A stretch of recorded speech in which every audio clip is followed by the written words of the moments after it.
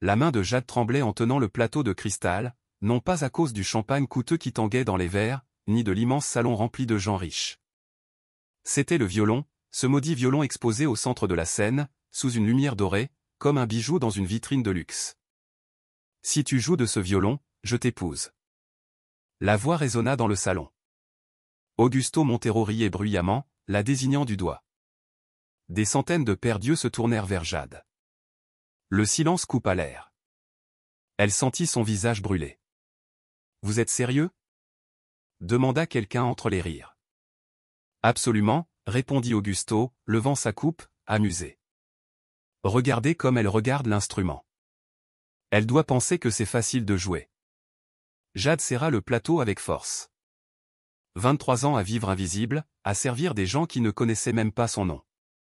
Et maintenant, lors de cet événement caritatif au théâtre municipal de Sao Paulo, elle était humiliée par un homme qui avait hérité de milliards sans lever le petit doigt. Tout avait commencé 5 minutes plus tôt. Jade traversait le salon avec son plateau lorsqu'elle vit le violon.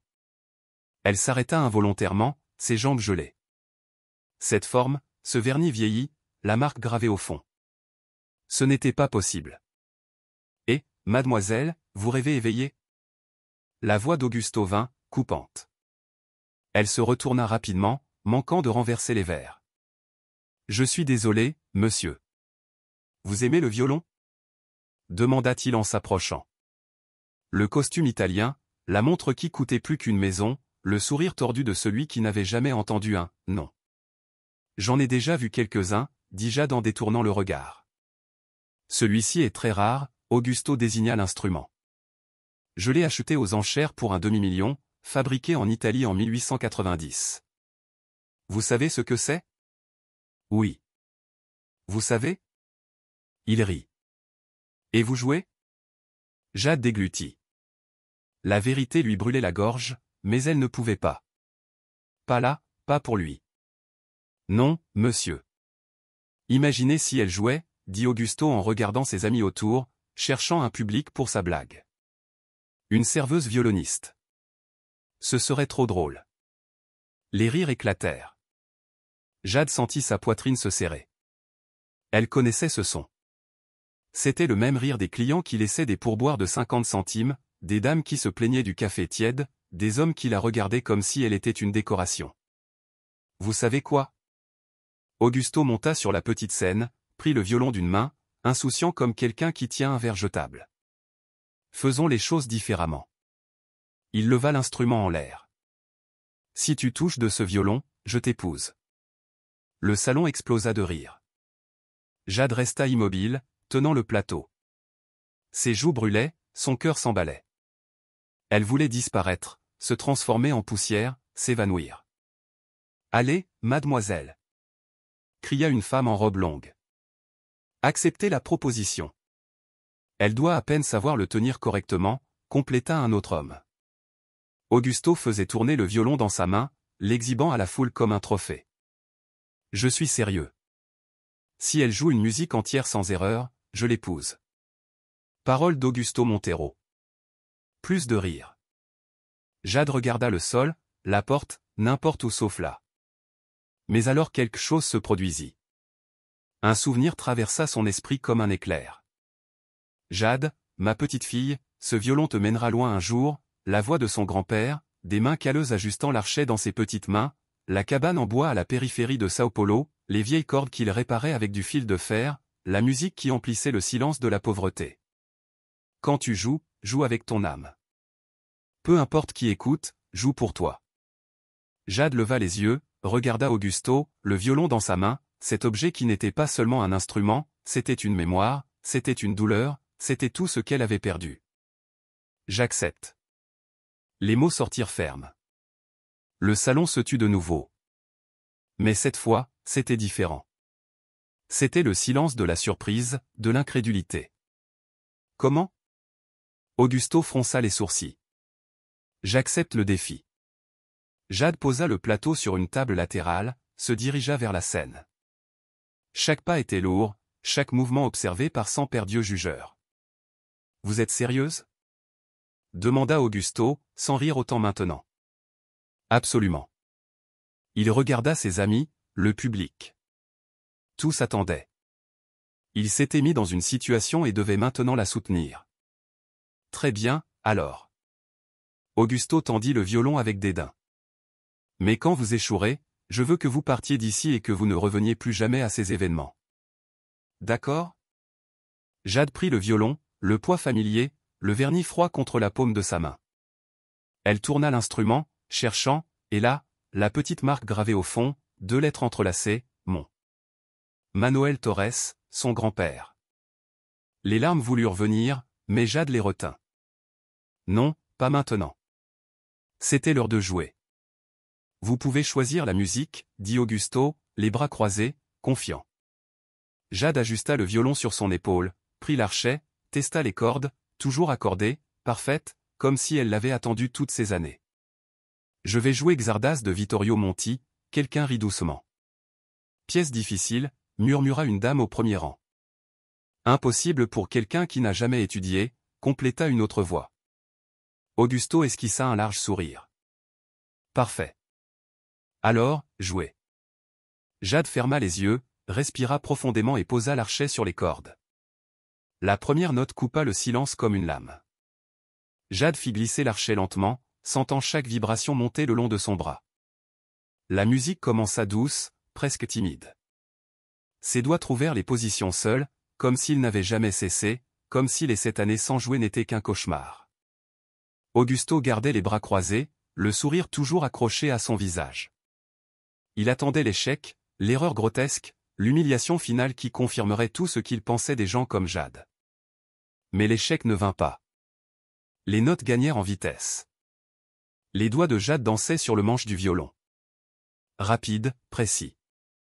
La mélodie montait et descendait, prenant vie. Xardas était une pièce trompeuse. Elle commençait lentement, trompait l'auditeur, puis explosait dans une séquence de notes impossibles. Elle joue, murmura quelqu'un dans le public. Vraiment? Compléta un autre. Jade était loin, de retour à la cabane en bois, 7 ans plus tôt, 13 ans à l'époque, assise sur le sol en terre battue tandis que son grand-père lui enseignait. Ne regarde pas tes doigts, Jade. Sens la musique. Elle est déjà en toi. Manuel Torres avait de grandes mains marquées par des décennies à jouer dans les rues. Il n'avait jamais eu de cours, n'avait jamais mis les pieds dans un conservatoire. Il avait appris seul, en écoutant la vieille radio, en imitant les grands maîtres qu'il n'avait jamais connus personnellement. Un jour, tu joueras sur de grandes scènes, ma petite fille. Tu verras. Mais on n'a même pas d'argent pour manger correctement, papy. L'argent va et vient, le talent reste. Jade ouvrit les yeux. Elle était de retour au théâtre municipal. La musique arrivait à la partie difficile. La séquence rapide qui exigeait une précision absurde. Ses doigts volèrent, l'archet rayait les cordes avec une fureur contrôlée. Le sourire d'Augusto commença à s'estomper. Ce n'est pas possible, murmura-t-il. Le public était immobile. Tous les rires avaient disparu. 100 personnes retenaient leur souffle. Certains la bouche ouverte, d'autres penchés en avant, incapables de croire. Jade attaqua les notes aiguës. Le violon criait, pleurait, chantait. Chaque son était un souvenir. Chaque phrase musicale était un morceau de la vie qu'elle avait dû abandonner. Elle se souvint du jour où ils avaient vendu le violon. Jade, je suis désolé. Ta mère est malade. On a besoin de l'argent. Son grand-père remit l'instrument à l'acheteur. 300 reais. C'était tout ce qu'ils avaient pu obtenir. À peine de quoi payer la moitié des médicaments. Ne pleure pas, ma petite fille. Un jour, tu auras un autre violon, un meilleur que celui-ci. Mais elle n'en eut jamais. Sa mère décéda 3 mois plus tard. Son grand-père partit l'année suivante. Le cœur brisé, disait-il. Jade resta seule à 16 ans, sans famille, sans argent, sans musique. Ses doigts lui faisaient mal. Maintenant, 7 ans sans pratiquer réclamaient leur dû, mais Jade ne s'arrêta pas, ne pouvait pas. Ce n'était pas seulement une musique, c'était un règlement de compte, avec le passé, avec l'injustice, avec tous ceux qui l'avaient regardé et n'avaient vu qu'une serveuse. La musique atteignait son apogée, la partie la plus rapide, la plus impossible. Jade ferma de nouveau les yeux, respira profondément et se lança. Ses doigts devinrent un flou, l'archet dansait, les notes explosaient l'une après l'autre, trop rapides pour être comptées. La mélodie montait en spirale, atteignant des notes si aiguës qu'elles semblaient percer le plafond du théâtre. Mon Dieu! Une femme porta sa main à sa bouche. C'est une professionnelle? Demanda un autre. Impossible. C'est une serveuse? Augusto recula d'un pas, le visage rouge, les mains serrées en poing.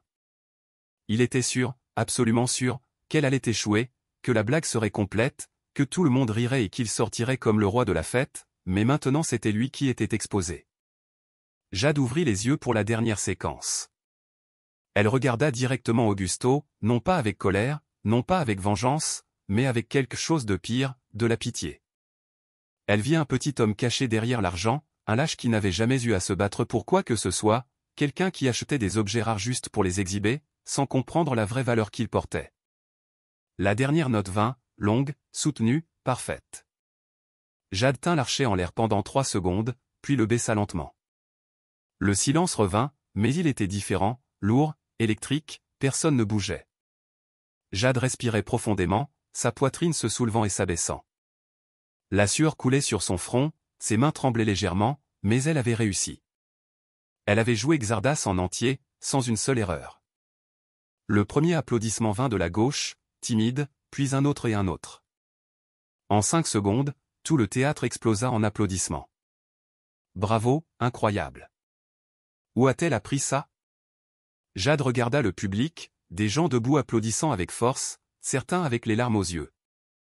Ces mêmes personnes qui s'étaient moquées d'elle quelques minutes auparavant l'applaudissaient maintenant comme si elle était la plus grande violoniste du monde.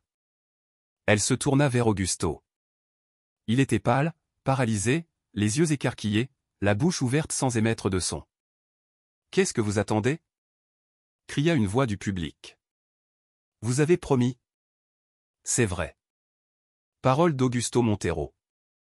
Des rires commencèrent à surgir, mais cette fois ce n'était pas pour Jade, c'était pour lui, le milliardaire, qui s'était pris au piège de sa propre arrogance. Augusto força un rire nerveux. C'était impressionnant, mais vous n'espériez pas que je sois sérieux, n'est-ce pas? C'était juste une blague. Le théâtre se tut de nouveau, mais c'était le silence de la déception, de la surprise négative. Une blague? Jade fit un pas en avant, tenant toujours le violon. Vous avez humilié une personne publiquement, fait une proposition devant tout le monde et maintenant vous dites que c'était une blague? Je n'attendais pas que vous sachiez jouer, mais moi, je sais, et vous avez promis. Augusto regarda autour de lui, cherchant du soutien, mais les regards avaient changé. Les gens ne voyaient plus le charmant milliardaire. Ils voyaient un homme qui ne tenait pas sa parole. Écoutez ici. Il tenta de se reprendre. Vous avez bien joué, très bien. Mais cela ne signifie pas que je vais épouser quelqu'un que je ne connais même pas. Quelqu'un que vous ne connaissez même pas? Jade sentit la colère monter. Ou quelqu'un que vous pensez ne pas mériter d'être à votre niveau. Ce n'est pas ça. C'est exactement ça. Elle le désigna avec l'archet. Vous m'avez défié parce que vous pensiez que j'étais inférieur. Parce que pour vous, les gens pauvres ne savent rien. Ils ne peuvent pas avoir de talent, ils ne méritent pas de respect. Le public murmurait, les têtes hochaient en signe d'accord. Augusto passa la main dans ses cheveux, perdant son sang-froid. Vous déformez tout. C'était juste un moment décontracté. Une blague d'événement. Une blague, c'est quand tout le monde rit, rétorqua Jade. L'humiliation, c'est quand seul vous riez. Le silence était coupant. Je ne vais pas vous épouser, lâcha Augusto, désespéré. Point final. Je sais, répondit Jade calmement. Parce que je n'aurais pas accepté de toute façon. Elle tourna le violon dans ses mains, regarda la marque gravée au fond. Mon. Les lettres qui changeaient tout. Mais il y a une chose que vous devez savoir à propos de ce violon. Quoi? Augusto fronça les sourcils. Jade tourna le violon, montra la base au public. La lumière de la scène éclaira la petite marque gravée dans le bois sombre. Ces lettres Mon, vous savez ce qu'elles signifient? Augusto haussa les épaules, impatient. Ce doit être la signature du fabricant. C'est un violon italien de 1890. J'ai le certificat. Vous avez un papier, corrigea Jade. Mais vous n'avez pas la vérité. Le public se pencha en avant. Tous voulaient entendre. Le théâtre était si silencieux qu'on pouvait entendre la respiration collective. Ce violon n'a pas été fabriqué en Italie, continua Jade d'une voix ferme. Il a été fabriqué ici au Brésil, à Sao Paulo, dans un petit atelier de la Moca. Impossible, rétorqua Augusto. Je l'ai acheté aux enchères d'instruments rares, j'ai payé un demi-million. Il y avait une documentation complète. Documentation fausse. Le murmure dans le public augmenta. Augusto devint rouge. Vous inventez cela pour vous venger? Non, Jade caressa le bois du violon. Mon signifie Manuel Torres, mon grand-père. Le silence explosa en murmures. Les gens se tournèrent les uns vers les autres, traitant l'information. Augusto secoua la tête, incrédule. Votre grand-père? Une serveuse disant que son grand-père a fabriqué un violon que j'ai acheté pour un demi-million de reais. C'est ridicule. C'est la vérité, Jade leva le menton. Et je peux le prouver. Elle tourna de nouveau le violon, montra le côté droit juste en dessous des cordes. Vous voyez cette petite fissure ici? Cela ressemble à un défaut de fabrication, n'est-ce pas? Mais ce n'en est pas un. C'est mon grand-père qui l'a fait exprès. Augusto leva les yeux au ciel. Maintenant, vous allez me dire que votre grand-père mettait des défauts exprès dans les violons? Il mettait des marques, expliqua Jade. Chaque violon qu'il construisait avait une fissure unique, à une position différente. C'était sa façon de signer son travail sans que personne ne s'en aperçoive. Commode, Augusto croisa les bras. Vous pourriez inventer ça maintenant. Jade respira profondément. Il était temps de raconter l'histoire complète. Manuel Torres est né en 1940, fils d'une femme de ménage et d'un père inconnu. Il a grandi à Moca, un quartier ouvrier. Il n'est jamais allé à l'école. Il a appris à lire seul avec des journaux qu'il ramassait à la poubelle. Le public était hypnotisé. Jade continua. À 15 ans, il a trouvé un emploi dans une fabrique de meubles. Il était aide, transportait du bois, ponçait des pièces, nettoyait le sol, mais il observait tout, surtout le maître charpentier. Il voyait comment il travaillait le bois, comment il testait la qualité, comment il créait. Jade regarda le violon dans ses mains, les souvenirs l'envahissaient. Un jour, mon grand-père a trouvé un morceau de bois jeté, du bois de jacaranda brésilien. Il était fissuré, personne n'en voulait. Il l'a ramené à la maison, a passé 6 mois à travailler dessus, la nuit après l'usine, sans outils adéquats, sans manuel, juste avec son intuition. Et qu'a-t-il fait? Demanda une femme du public, absorbée par l'histoire. Il a fait un violon, Jade sourit pour la première fois depuis qu'elle était montée sur scène. Il n'était pas parfait. Les proportions étaient fausses. Le son était étrange, mais c'était un violon fait des mains d'un garçon de 15 ans qui n'en avait jamais vu un de près. Augusto renifla.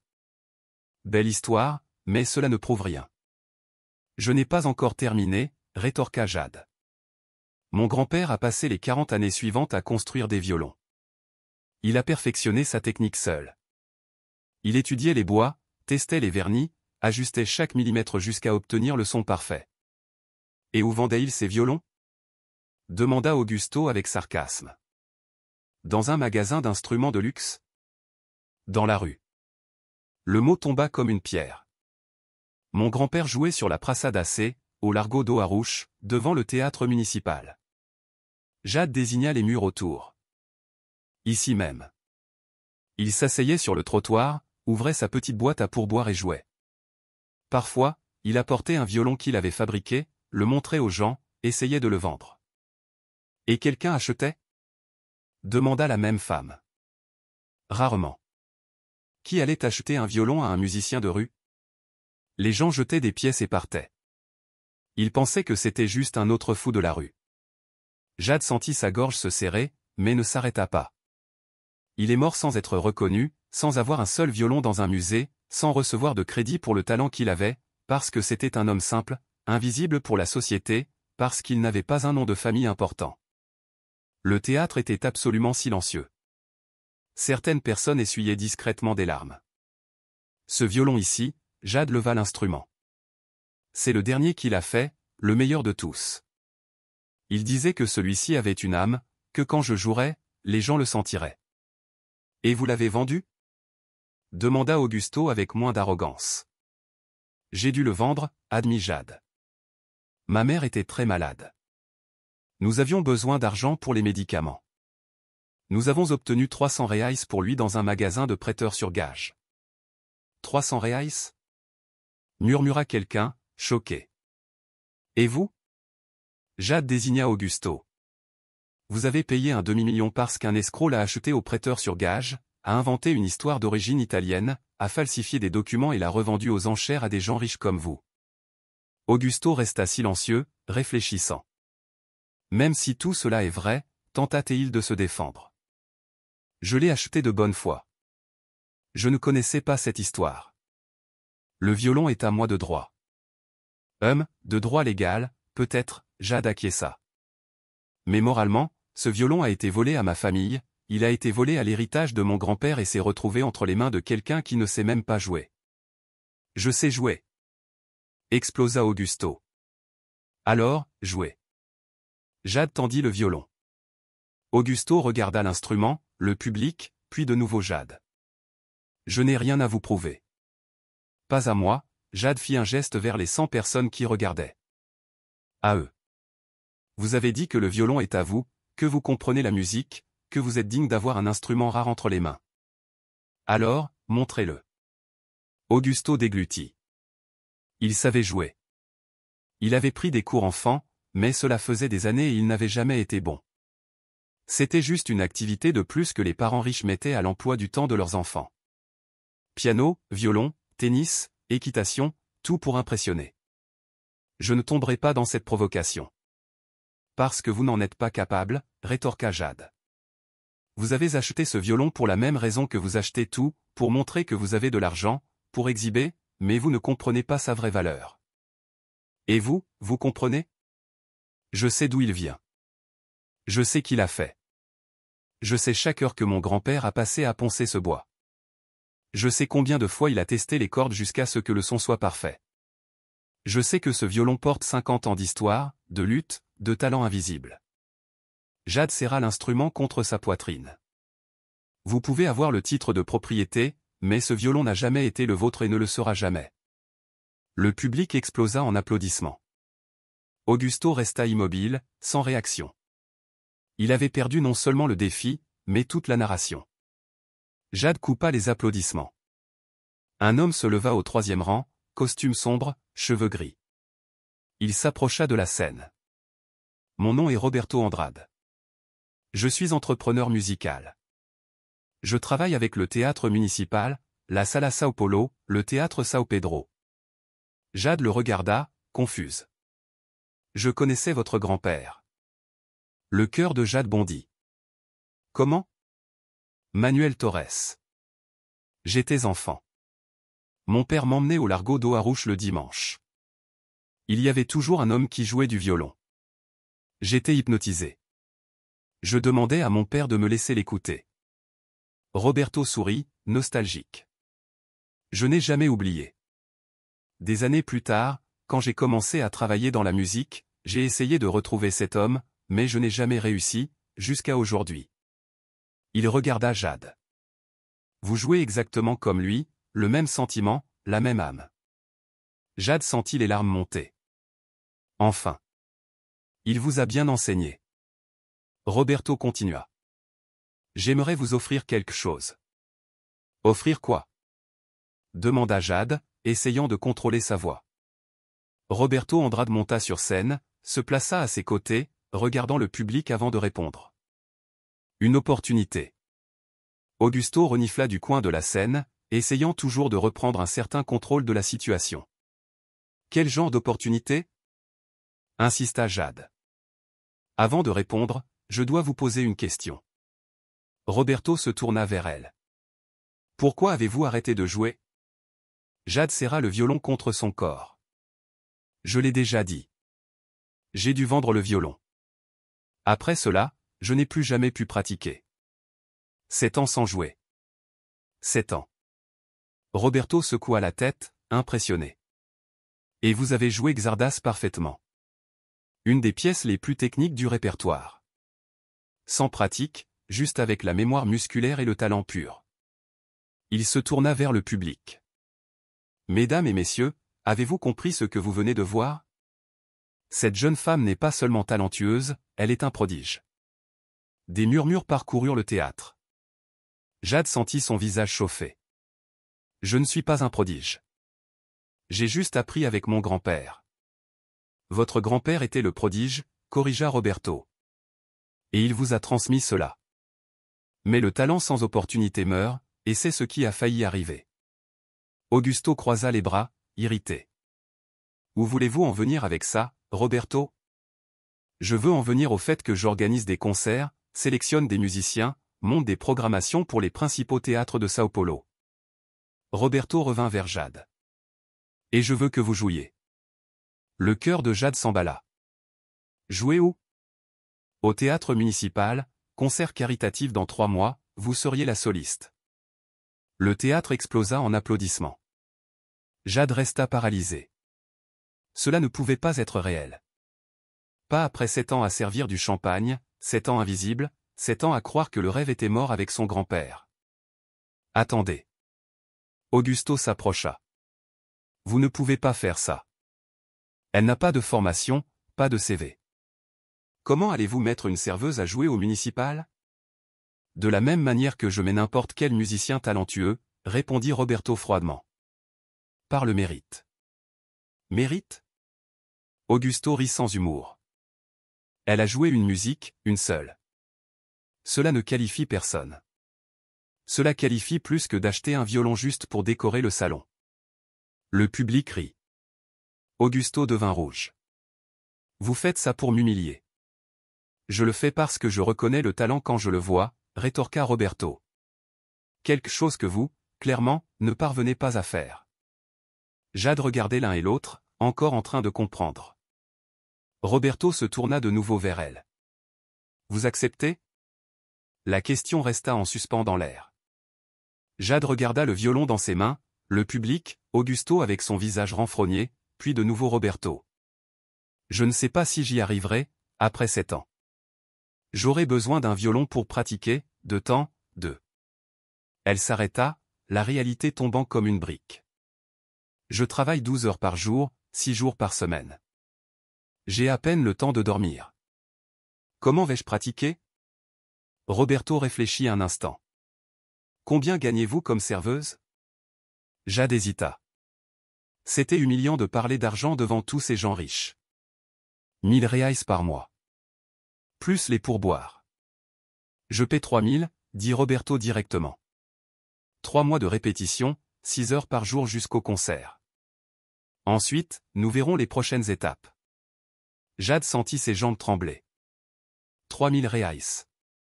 C'était plus que ce qu'elle gagnait en se cassant le dos à servir des gens arrogants. Et le violon?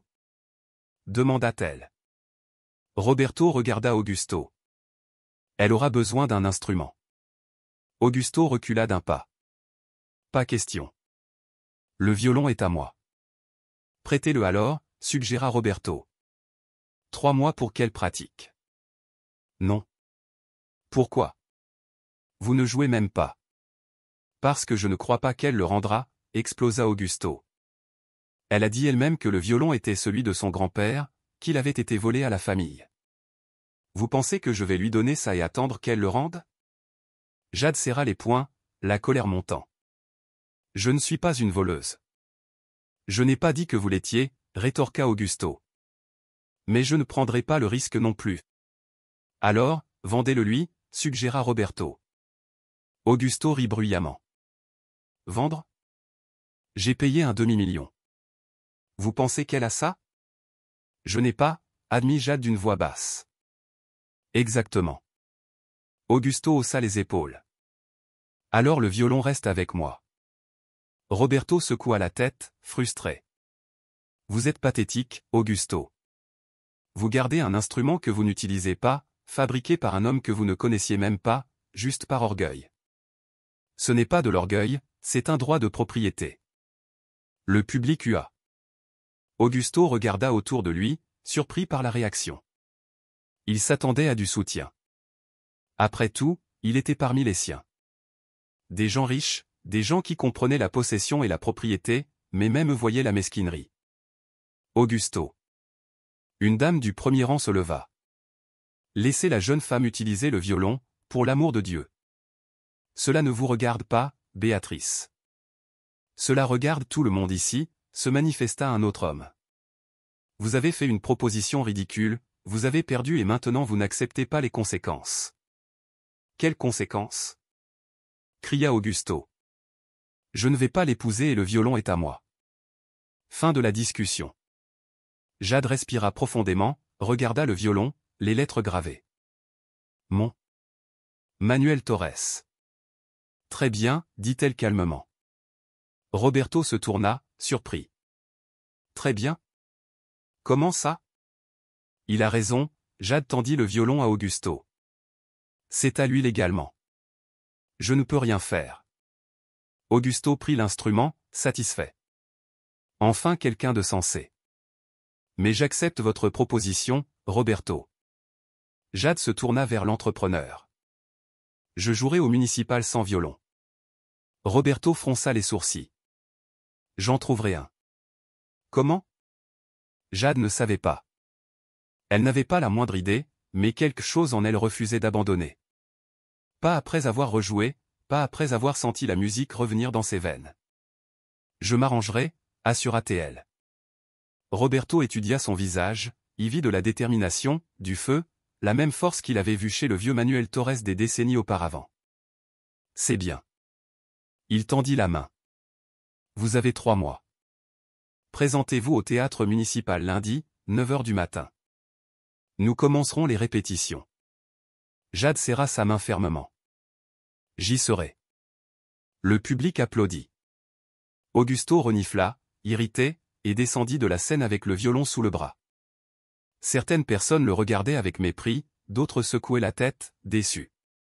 Roberto s'approcha de Jade, baissant la voix. Vous êtes sûr de pouvoir trouver un violon? Oui, mentit Jade. Elle n'était sûre de rien. Des violons décents coûtaient des milliers.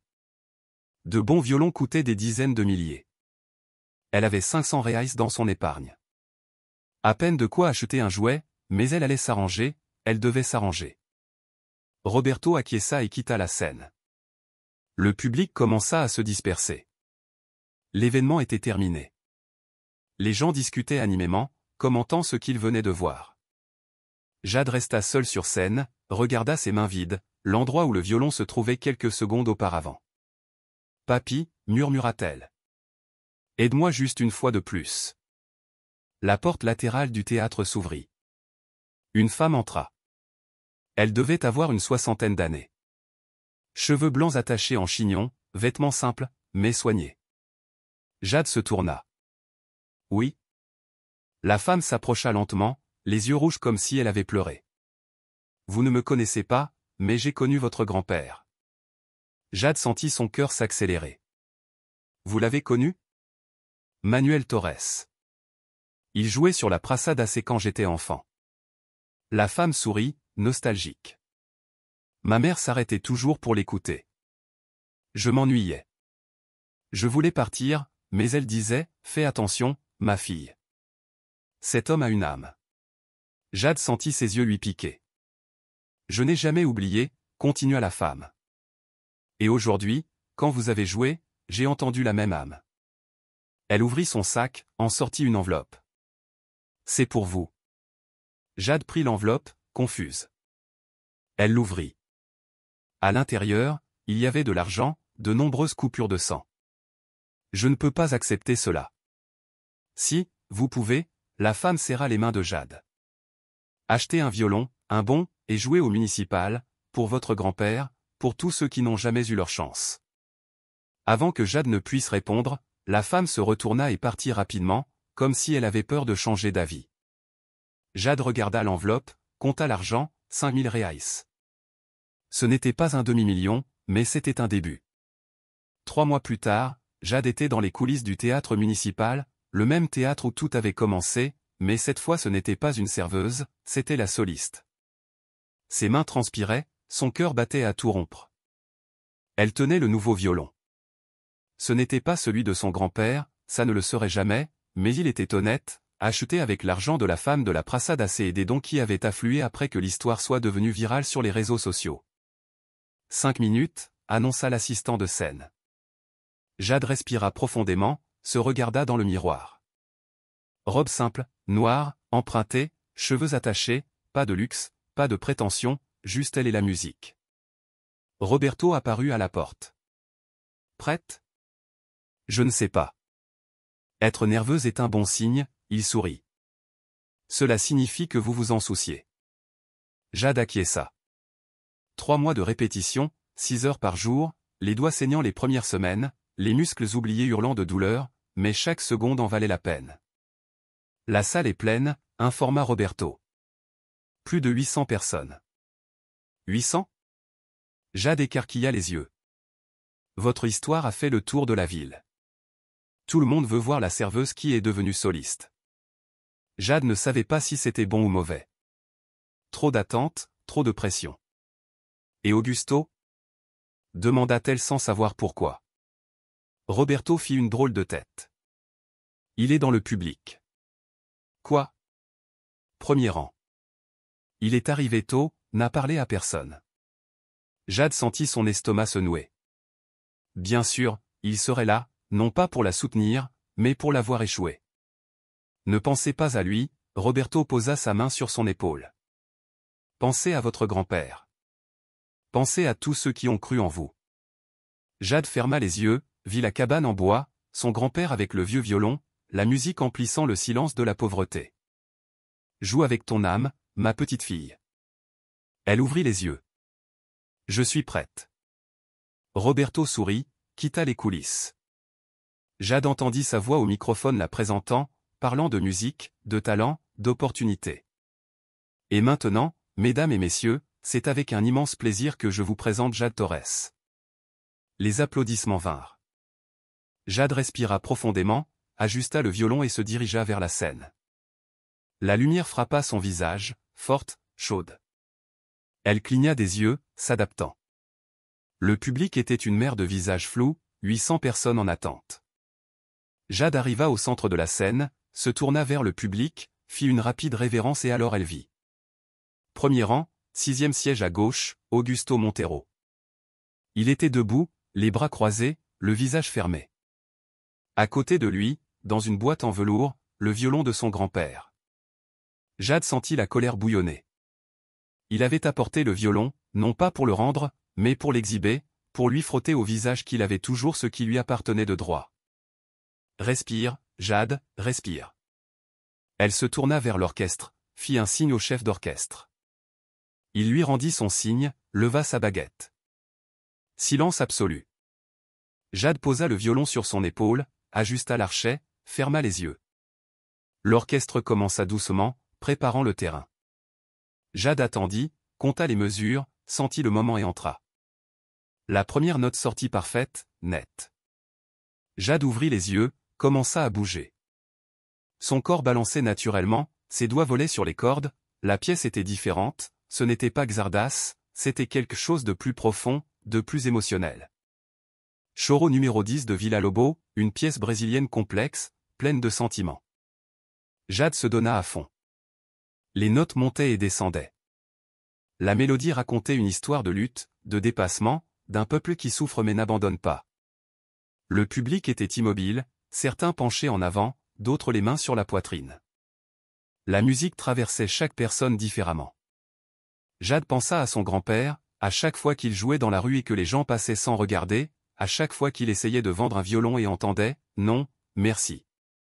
À chaque fois qu'il rentrait chez lui fatigué, mais prenait l'instrument quand même. La musique n'est pas pour ceux qui écoutent, Jade, elle est pour ceux qui jouent. Si tu la sens, ça en vaut la peine. Les larmes voulurent venir, mais Jade les retint. Pas maintenant. Maintenant, il était temps de montrer tout ce qu'elle avait appris. La pièce arriva à la partie la plus difficile, une séquence de notes aiguës qui exigeait un contrôle absurde. Jade respira profondément et attaqua. Ses doigts devinrent un flou, l'archet dansait. Les notes explosaient comme des feux d'artifice, rapides, précises, impossibles. Le public retint son souffle. Jade vit des visages. Une dame essuyant des larmes. Un homme la bouche ouverte, une jeune fille les yeux brillants, rêvant, et elle vit Augusto. Il avait décroisé les bras, était penché en avant, le visage tendu, les yeux fixés sur elle. Pour la première fois, il ne voyait pas une serveuse, il voyait une musicienne. Jade continua. La musique coulait comme une rivière, grandissait, diminuait, explosait, murmurait. C'était une conversation entre elle et les 800 âmes dans le public. Elle se souvint de la première fois qu'elle avait joué, à 6 ans. Des doigts trop petits pour le violon, son grand-père ajustant sa posture. Ça fait mal, papy. Au début, ça fait toujours mal, mais après ça fait partie de toi. Et c'était devenu une partie d'elle. Même avec ces temps de pause, même avec la douleur de la perte, même avec tout. La musique arriva au climax, le moment où soliste et orchestre s'unissaient dans une explosion sonore. Jade ferma les yeux de nouveau, laissa son corps la guider. L'archet pressa les cordes avec force, les notes sortirent puissantes, pleines. L'orchestre répondit, violon, alto, violoncelle. Tous ensemble dans une harmonie parfaite. C'était beau, c'était triste, c'était la révolte, c'était l'espoir, c'était tout ce que son grand-père n'avait jamais réussi à montrer au monde. Jade ouvrit les yeux, regarda le plafond du théâtre, les lustres de cristal, l'architecture qui avait été témoin de décennies de musique. C'est pour toi, papy. La musique commença à ralentir. La fin approchait. Jade prépara la dernière séquence. Des notes longues, soutenues, qui demandaient une émotion pure. Elle joua lentement, chaque note un adieu, chaque son un hommage. L'orchestre se tut instrument par instrument, jusqu'à ce qu'il ne reste que le violon. Jade tint la dernière note, longue, tremblante, chargée de tout ce qu'elle avait en elle. Et puis, le silence. Elle baissa l'archet, ouvrit les yeux. Le public était paralysé. 1 seconde, 2, 3. Et puis l'explosion. 800 personnes debout applaudissant, criant, pleurant. Bravo, extraordinaire. Je n'ai jamais rien vu de tel. Jade resta immobile, réfléchissant. C'était réel? Cela se passait vraiment? Roberto courut sur scène, l'embrassa. Tu as été parfaite, parfaite. Les larmes vinrent maintenant sans contrôle. Jade pleura là, au milieu de la scène, avec 800 personnes applaudissant. Elle regarda le public, les visages émus, les gens qui étaient venus douter et repartaient en croyant. Et puis elle vit Augusto. Il était debout, applaudissant, mais son visage était différent. Il n'y avait pas de colère, pas d'orgueil blessé, il y avait de la honte. Jade fit une révérence. Le public applaudit plus fort. Elle se tourna vers l'orchestre. Révérence au chef d'orchestre. Il lui rendit son sourire. Les fleurs commencèrent à arriver. Des gens jetaient des roses sur la scène. D'autres montaient pour offrir des bouquets. Jade recevait tout, encore en train de comprendre. Et puis elle vit quelque chose qui la fit s'arrêter. Augusto montait sur scène, portant la boîte en velours. Le public se tut, curieux. Roberto fronça les sourcils. Jade se tendit. Augusto s'arrêta devant elle, la regarda dans les yeux et, alors, sans rien dire, ouvrit la boîte, le violon de son grand-père, les lettres m'ont gravé, la petite fissure délibérée. J'avais tort, dit Augusto d'une voix basse, mais claire, complètement tort. Il tendit la boîte. Ce violon n'a jamais été le mien. Il n'aurait jamais dû l'être. Jade regarda l'instrument, Augusto, puis de nouveau l'instrument. Vous le rendez? Non, Augusto secoua la tête. Rendre, c'est quand on donne quelque chose qu'on a emprunté. Ça, c'est de la restitution. Il posa la boîte dans ses mains. Je suis désolé pour tout. Le public explosa de nouveau. Des applaudissements assourdissants. Augusto se retourna et quitta la scène rapidement, comme s'il ne pouvait plus rester. Jade regarda le violon, passa ses doigts sur les cordes, sur le vernis vieilli, sur la marque qui changeait tout. Mon Manuel Torres, elle l'avait retrouvé, enfin. Roberto s'approcha, ému. Je pense que vous avez 2 violons maintenant. Jade sourit entre les larmes. Un pour jouer, un pour se souvenir. 2 semaines après le concert, Jade était dans le petit appartement qu'elle avait loué avec l'argent des premiers spectacles, un 2 pièces à Bella Vista. Simple, mais c'était le sien. Pour la première fois de sa vie, elle avait un chez-soi. Le violon de son grand-père reposait sur l'étagère. Elle n'y avait pas encore touché. C'était étrange. Elle avait passé des années à rêver de le récupérer et maintenant qu'elle l'avait, elle avait peur. Peur qu'il ne soit pas aussi bon que dans ses souvenirs. Peur que la mémoire soit meilleure que la réalité. Son téléphone sonna. Roberto. Jade, il faut que tu viennes au bureau maintenant. Il s'est passé quelque chose? Viens juste, c'est important. Elle raccrocha, confuse, prit son manteau et sortit. 40 minutes plus tard, elle était au bureau de Roberto, un immeuble commercial du centre. Rien de luxueux, mais professionnel. Roberto était dans la salle de réunion et il n'était pas seul. Il y avait 3 personnes avec lui, 2 hommes en costume, une femme avec une mallette de documents. Jade, asseyez-vous. Roberto désigna une chaise. Elle s'assit, tendue. Ce sont les avocats de la succession de Matteo Castellani. Jade fronça les sourcils. Qui? L'un des avocats, un homme d'une 50aine d'années, s'installa sur sa chaise. Matteo Castellani était un luthier italien. Décédé en 1952. Il a construit des violons très rares entre 1880 et 1920. Et qu'est-ce que ça a à voir avec moi? L'avocat échangea un regard avec ses collègues. Augusto Montero nous a contactés. Il a acheté un violon qui était censé être de Matteo Castellani. Il a payé un demi-million de reais sur la base de cette authentification. Jade commença à comprendre. Mais ce n'était pas de Castellani. Exact, confirma l'avocat. C'était de votre grand-père, Manuel Torres. Et maintenant, il veut récupérer l'argent? Non, l'avocate entra dans la conversation. Il veut poursuivre le commissaire-priseur qui l'a vendu pour fraude. Mais pour cela, le premier avocat continua, il doit prouver que le violon n'est pas de Castellani. Il doit prouver sa véritable origine. Jade sentit son estomac se serrer. Vous voulez le violon? Temporairement, intervint Roberto. Pour l'analyse technique. Carbone 14, analyse du bois, vérification des techniques de construction. Et si je refuse? Vous pouvez, admit l'avocat, mais Augusto offre quelque chose en échange. Quoi? L'avocate ouvrit sa mallette, en sortit un document. Si l'expertise confirme que le violon est brésilien, fabriqué par Manuel Torres, Augusto vous paiera 300 000 reais. Jade cligna des yeux. 300 000? En compensation pour l'histoire volée de votre grand-père, pour l'exploitation de son nom. Elle regarda Roberto, il acquiesça. C'est une proposition honnête, Jade, mais il y a une condition. L'avocat ajouta, il y en avait toujours une. Laquelle? Le violon doit rester 3 semaines au laboratoire et vous devez tout raconter sur votre grand-père, enregistrer un témoignage, montrer des photos, si vous en avez, tout ce qui prouve l'histoire.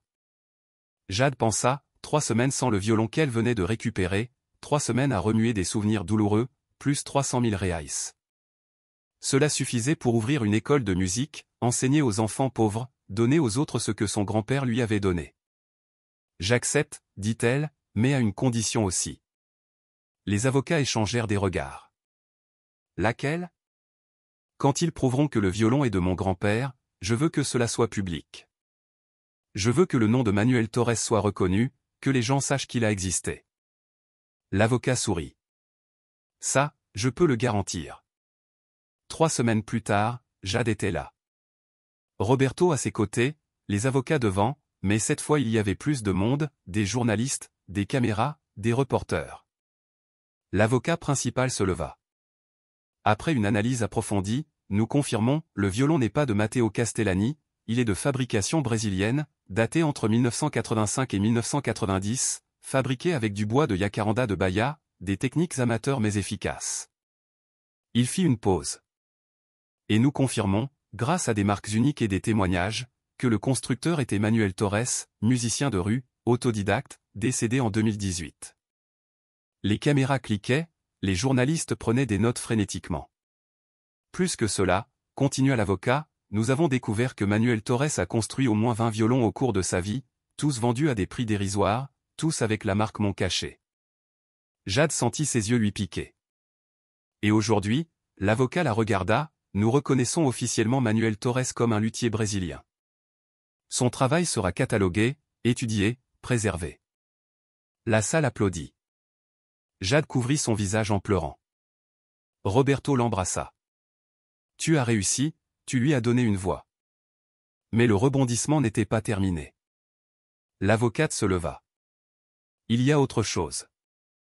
Jade essuya ses larmes. Quoi? Pendant l'enquête, nous avons trouvé quelque chose dans les archives du magasin de prêteurs sur gage où vous avez vendu le violon. Elle ouvrit un dossier, montra des documents jaunis.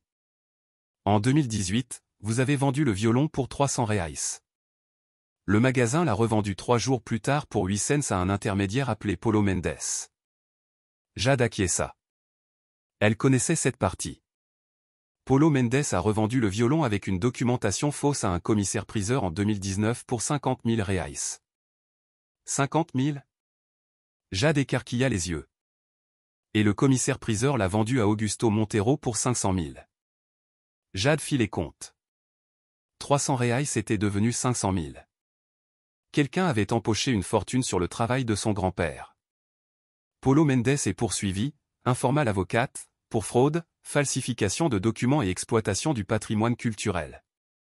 Bien, dit Jade sèchement. Et il y a plus. L'avocate hésita. Nous avons découvert que Paulo Mendes a un associé, quelqu'un qui évaluait les violons d'occasion qui arrivaient dans les magasins de prêteurs sur gage, identifiait ceux qui avaient de la valeur et les revendait avec une documentation fausse. Qui? L'avocate respira profondément. Eduardo Sal. Le nom ne disait rien à Jade. Qui est-ce? Roberto devint pâle. Eduardo Sal, dit-il, la voix tendue, est l'un des plus grands entrepreneurs musicaux du Brésil, propriétaire de 3 théâtres, organisateur de festivals internationaux. Jade sentit le sol se dérober. Et il savait? Savait qu'il volait? Nous ne sommes pas sûrs, admit l'avocate, mais il y a des indices, des emails, des transactions, tout est en cours d'enquête. La salle se tut. Un journaliste leva la main. Cela signifie que Jade pourrait être impliquée avec quelqu'un qui a profité de son propre grand-père. Roberto se leva, défensif. Jade n'a rien à voir avec Eduardo Sal. Elle n'a jamais travaillé avec lui. Jamais. Mais vous travaillez, coupa le journaliste. Vous faites des événements avec lui, vous partagez des théâtres. Vous êtes partenaire. Roberto resta muet. Jade le regarda, vit la vérité sur son visage. Vous saviez? Demanda-t-elle doucement. Non, Jade. Je jure que je ne savais pas. Mais vous travaillez avec lui. Je travaille, mais, Roberto balbutia. Je n'aurais jamais imaginé qu'il était impliqué là-dedans. Jade se leva, prit son sac. Où allez-vous? Demanda Roberto. Chez moi, Jade. Attendez, on peut parler. Non, pas maintenant. Elle quitta le bureau. Les caméras tentèrent de la suivre, mais elle fut rapide. Elle descendit les escaliers, sortit dans la rue, marcha sans direction. Sa tête tournait.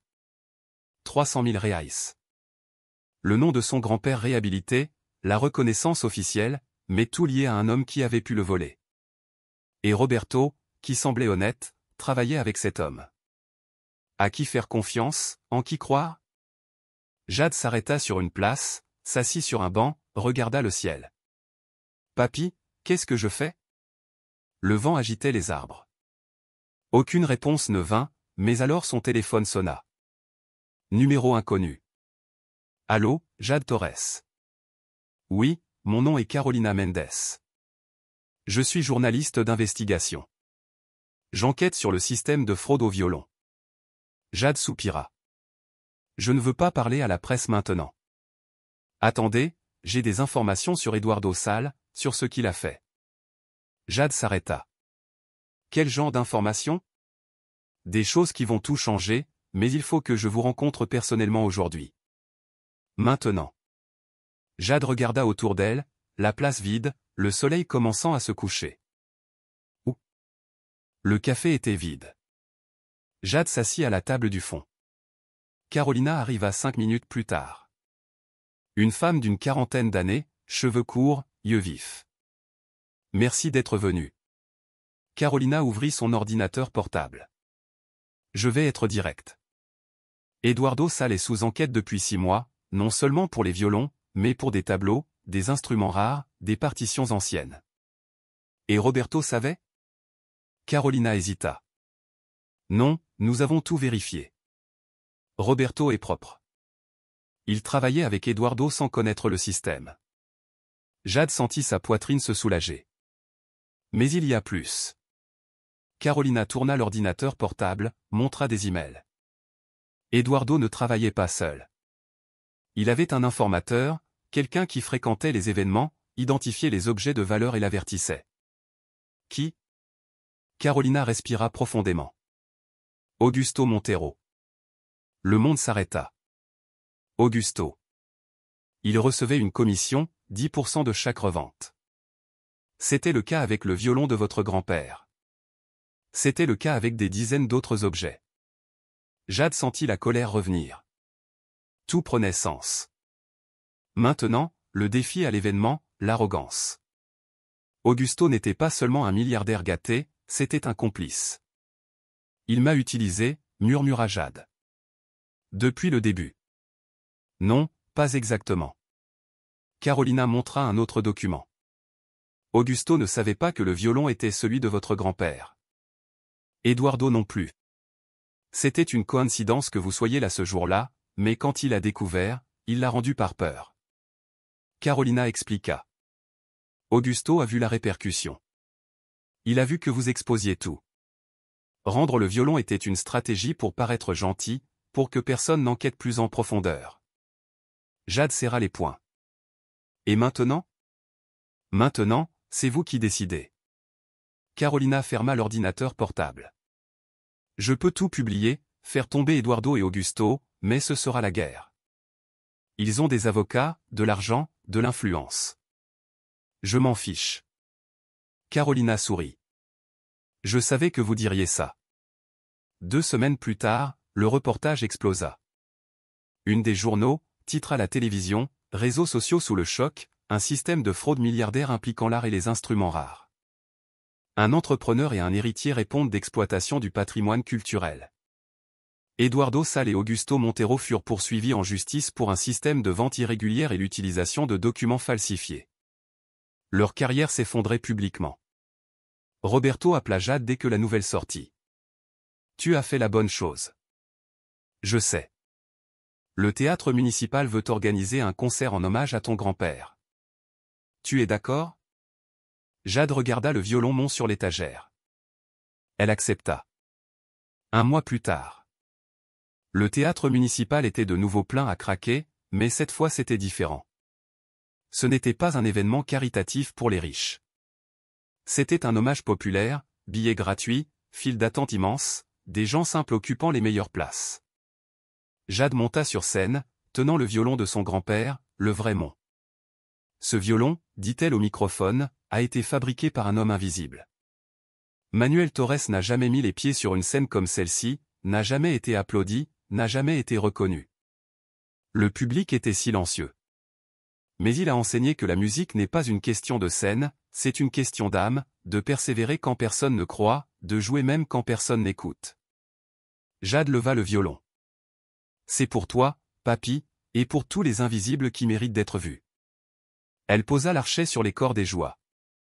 Ce n'était pas une pièce classique, c'était de la musique de rue, du chorino, de la samba. Les mélodies que son grand-père jouait sur la Praça Sé. Le public battait des mains en rythme. Certains pleuraient, d'autres dansaient assis. Et là, au ciel, Jade savait, son grand-père dansait aussi. Quand elle eut terminé, le théâtre explosa, mais Jade ne vit pas le public, elle vit la cabane en bois, elle vit son grand-père souriant. Tu as réussi, ma petite fille, tu l'as menée loin.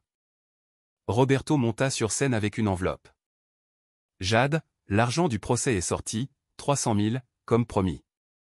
Elle prit l'enveloppe, l'ouvrit, regarda le chèque. Je vais ouvrir une école, annonça-t-elle. L'école de musique Manuel Torres pour les enfants pauvres. Pour ceux qui pensent n'avoir aucune chance. Le public l'ovationna. Jade regarda les visages émus, vit des enfants, vit l'avenir et comprit enfin. Son grand-père n'avait jamais eu besoin d'une scène. Il avait déjà laissé son héritage en elle et maintenant elle le transmettrait. Combien de voix ignorons-nous chaque jour? Si cette histoire vous a touché, elle prouve que le talent n'a pas de code postal. Laissez un like maintenant, commentez, allez, Jade, et partagez avec quelqu'un qui a besoin d'entendre ça.